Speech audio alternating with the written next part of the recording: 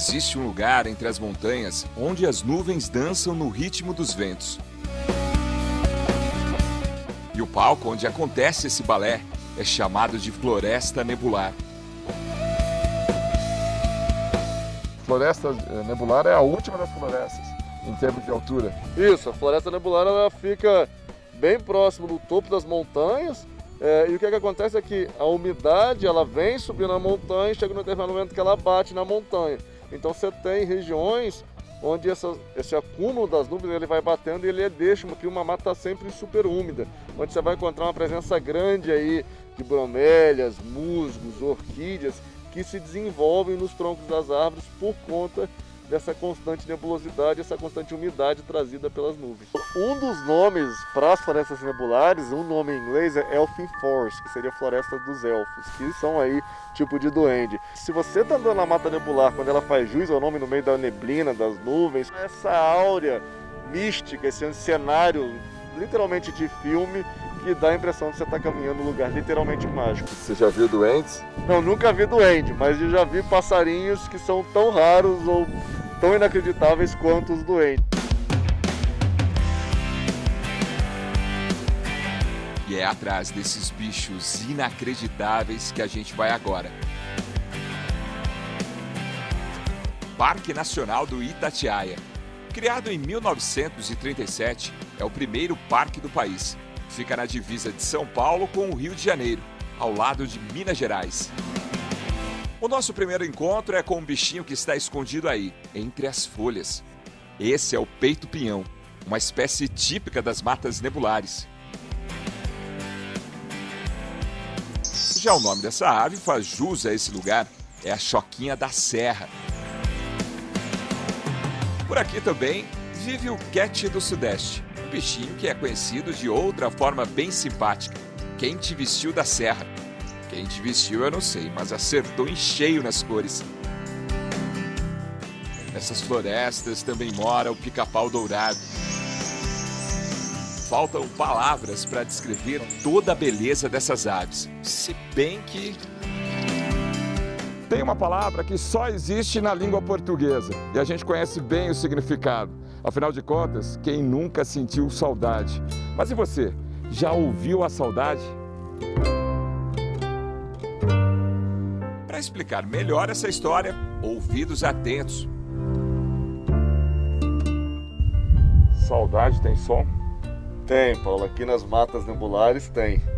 Saudade é o nome de um passarinho, que para mim é um dos sons mais característicos dessas florestas das nuvens aqui da região sudeste do Brasil. Então mostra pra gente qual é o som da saudade. Vamos botar aqui.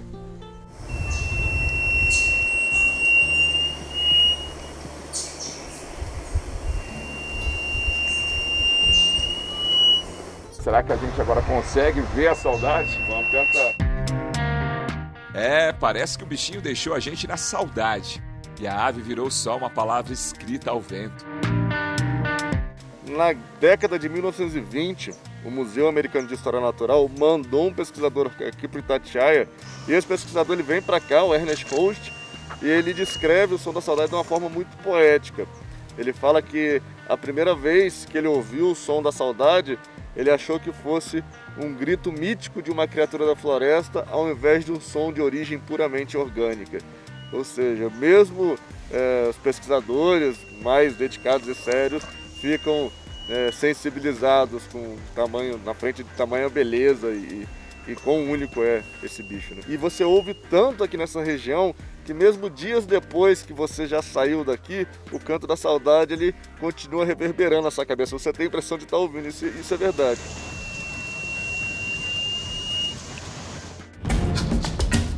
Continuamos nossa jornada por essa paisagem.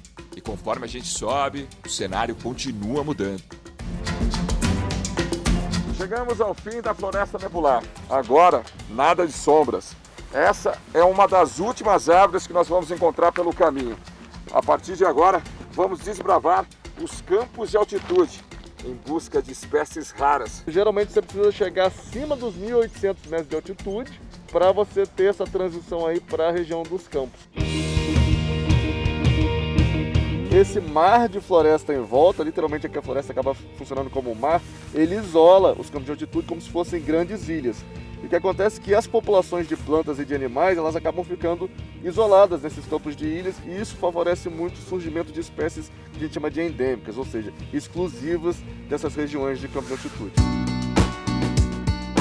A temperatura cai 1 grau a cada 100 metros de elevação.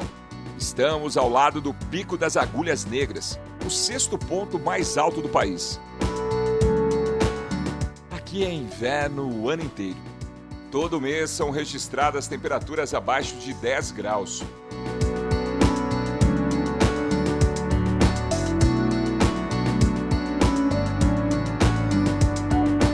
Este é um dos lugares mais frios do Brasil. Recentemente foi registrada aqui a temperatura de 14 graus negativos.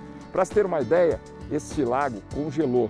Pela internet circulam muitas imagens de toda essa paisagem congelada do Itatiaia. Seu Rogério é um dos brigadistas do parque e também fez um registro do lago congelado. Eu achei lindo, peguei e fiz a foto dela. O lago ainda estava congelado. Ainda tinha gelo ainda. As condições do ambiente vão pintando as cores dessa paisagem. Quem vê essa vegetação seca assim pode até pensar que por aqui não tem cor, mas é aí que muita gente se engana. Nós vamos atrás de um bicho agora que tem uma cor vibrante e que, se fosse uma pedra preciosa, a gente poderia chamá-lo de topázio da montanha. Estamos falando desse bichinho aí, que se destaca quando aparece. Esse é o sanhaço frade.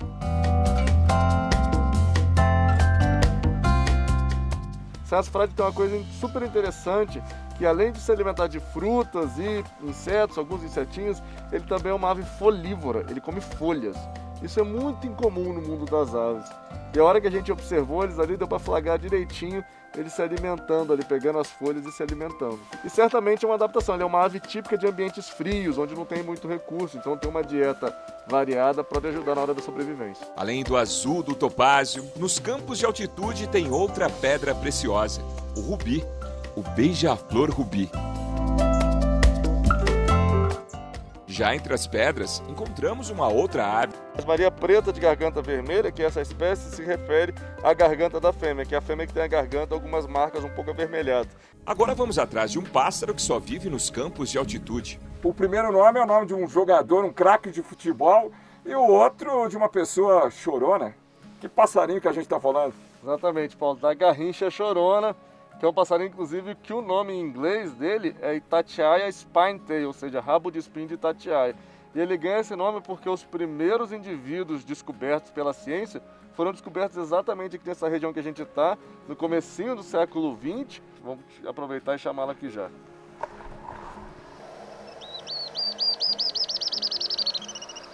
Um lamento, né? É um lamento, né? E ele responde bem a Kleber. Aí, ó, respondeu. Opa, vamos atrás então. A garrincha chorona vive embrenhada, pulando nessa vegetação. Eu já tenho mais de 20 anos que eu venho aqui. E toda vez que eu encontro a garrincha, para mim é como se eu encontrasse um velho amigo que está aqui pronto para me receber toda vez que eu venho por aqui. Então eu fico muito feliz de encontrar um passarinho desse, porque ele me disse que eu estou num lugar especial também. A paisagem por aqui deixa tudo mais leve, até a rotina de trabalho de quem tem no topo da montanha um escritório assim. E eu gosto muito de escrever poesia. E geralmente meus poemas são sobre lugares, sobre animais, sobre ambientes. E tem um poema que eu fiz especialmente para essa região aqui do topo da montanha, da Mata Nebular e dos campos de altitude. Existe um lugar, parece mentira. Encoberto nas nuvens, riqueza em espécie, impossível calcular. Beija-flores rubi, brilhantes de orvalho, besouros preciosos, brincos de princesa.